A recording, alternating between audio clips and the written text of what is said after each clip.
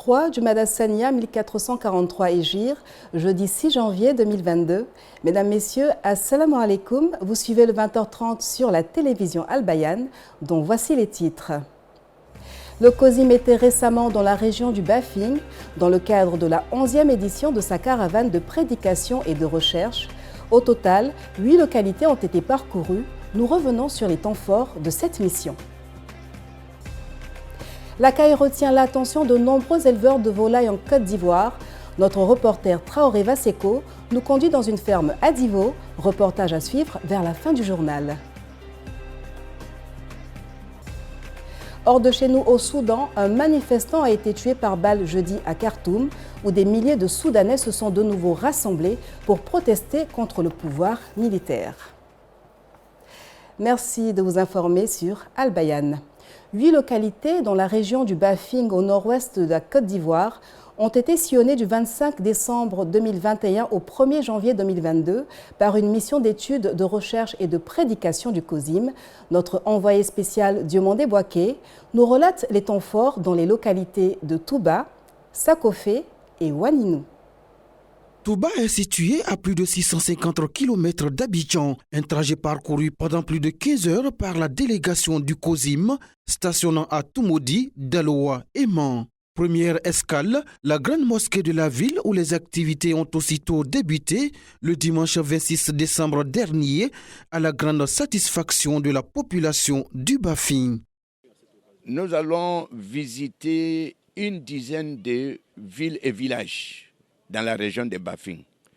On sera à Wanino, Sakofé, Frendera, Ganwe, Madina, Maou Sokora, Mimbala, ainsi de suite, Inch'Allah bi'iznillah. C'est-à-dire une dizaine de villes et villages que nous allons visiter dans la région de Touba pendant une semaine, Inch'Allah.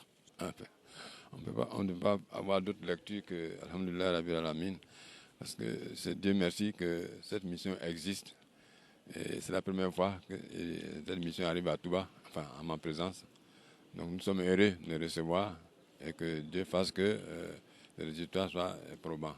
Après Touba, le cap a été mis sur Sakofé, localité située à environ 1 heure de route.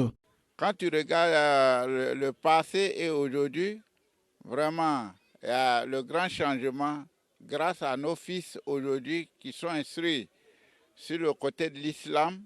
Aujourd'hui que nous bénéficions d'une visite des personnalités du COSIM.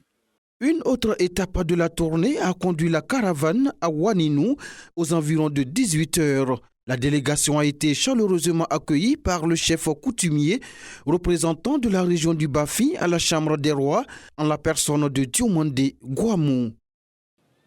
Aujourd'hui, nous sommes heureux, très contents d'avoir les imams, grands imams, COSIM, à Waninou aujourd'hui, devenez nous enseigner pour dire, nous connaissons Dieu, mais dites que voilà le chemin que vous devez passer là-dessus, c'est ça, c'est ça, c'est ça.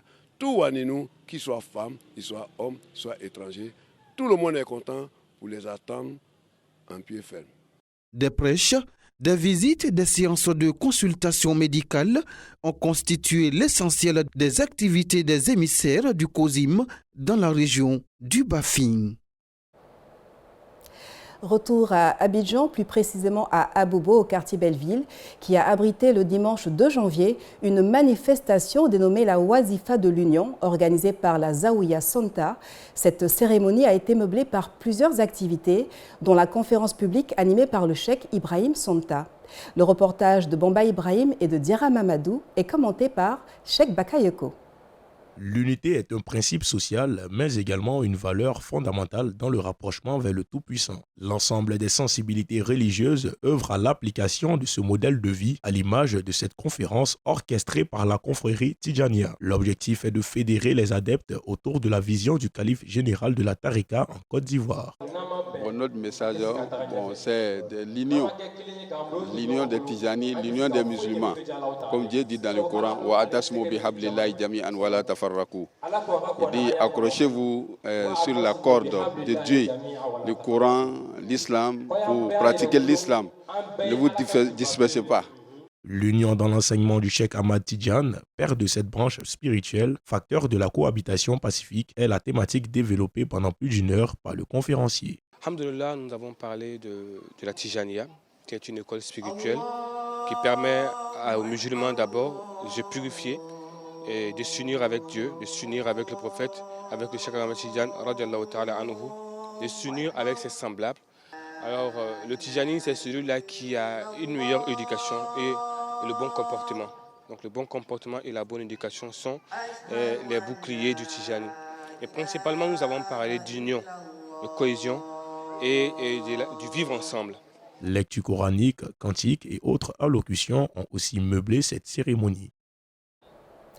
Nous sommes en janvier et à l'occasion de la nouvelle année, les ressortissants de Yorobodi à Abidjan se sont retrouvés récemment à Marcory-Sikoji pour une lecture coranique. Objectif, prier pour la paix et la cohésion entre les fils et filles de la Cité du Bonheur.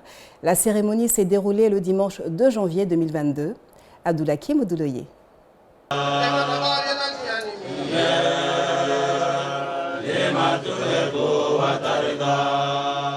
La rencontre des fils et filles de Yorobodi à Abidjan s'inscrit dans un contexte non seulement de reconnaissance aux autorités religieuses, mais aussi de consolidation de l'union entre les natifs de Yorobodi. On s'est réunis avec notre grand cheikh Alaï Bema, ensemble pour pouvoir réciter toujours, comme vous le savez très bien, à Yorobodi, c'est le Coran qui est là-bas.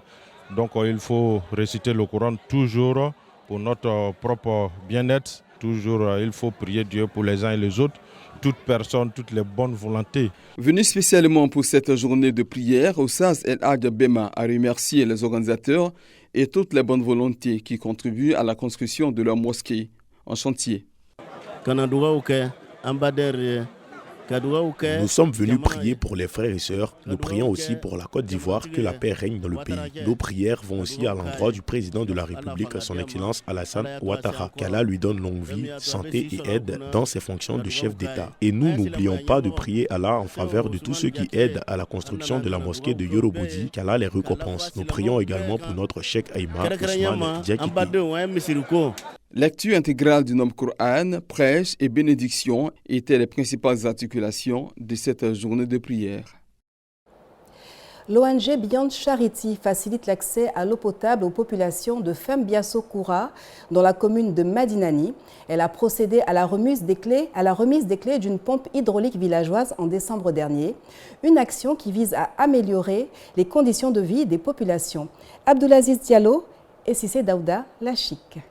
C'est en présence des autorités administratives, politiques, coutumières, religieuses, ainsi que des organisations de jeunesse et de femmes que la structure bienfaitrice a officiellement remis l'ouvrage à la population avec à l'appui des conseils d'usage. Alors le conseil que nous voulons donner à nos parents, c'est de pouvoir entretenir cette pompe. L'eau qui est là, c'est de l'eau pure, c'est de l'eau limpide qui va leur permettre d'avoir de la bonne santé. Il faut que l'eau soit entretenue et que la pompe aussi soit entretenue au quotidien pour qu'elle puisse durer dans le temps, pour qu'elle puisse encore donner beaucoup plus d'opportunités à d'autres personnes de bénéficier de l'eau pure et de l'eau propre. Le mouvement des jeunes missionnaires du Nord, avec à sa tête le président Lansina Fofana, a participé activement à cette cérémonie. En son nom, le vice-président de ce mouvement a exprimé sa gratitude à l'ONG Beyond Charity pour ce geste.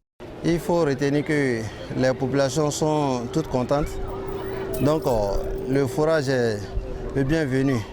Parce que depuis un certain moment, il n'y a qu'un seul forage et la population était vraiment dans le besoin. Et grâce à l'ONG Beyond Charity, aujourd'hui, nous avons le sourire aux lèvres tel que vous l'avez constaté. Nous, en tant qu'acteurs du développement, en tant que mouvement qui est régi par un texte qui a des objectifs, pour le développement, nous sommes entièrement contents aussi. Nous sommes satisfaits par le travail abattu par l'ONG. Des bouteilles de gaz et des seaux ont été distribués aux populations lors de cette rencontre par le mouvement des jeunes missionnaires du Nord. Un mot d'élevage à présent, celui des cailles plus particulièrement, qui se développe en Côte d'Ivoire. Pour ceux qui ne le sauraient pas, ce sont de petits oiseaux migrateurs de la sous-famille des Perdicinae. Notre reporter Traoré Vaseko a visité une ferme de caille à Divo. Effectuons l'incursion avec lui. Elle mesure 15 cm de longueur, avec des traits similaires aux pèderies, bien que petites, mais avec une activité beaucoup plus remarquable. Madame Fofana s'est lancée dans l'univers des cailles depuis 2017. J'ai vu que ces cailles permettra d'aider d'autres personnes dans leur santé, d'autres aussi qui aiment consommer, à les consommer. Et personnellement, moi j'ai fait les cailles à cause de ma santé, de la santé de d'autres personnes qui veulent vraiment se faire soigner par les œufs de caille. Monsieur Abdoulaye Fofana a quant à lui décidé d'épauler son épouse dans cette aventure qu'il estime rentable grâce aux bienfaits de cet animal. Bon, comme on a dit au départ, c'est surtout l'intérêt et les avantages que nous avons en termes de santé. Voilà, en termes de santé et aussi peut-être, pourquoi pas, financièrement, ça aide beaucoup. Parce que si la femme est engagée et qu'elle y met son cœur, qu'elle le fait avec beaucoup d'intérêt et de courage, elle peut pouvoir aider son mari dans beaucoup de domaines et surtout aussi se prendre en charge, pourquoi pas. Dans le pays profond, l'élevage des volailles était l'affaire des femmes pour donner un coup de pouce à leurs conjoints.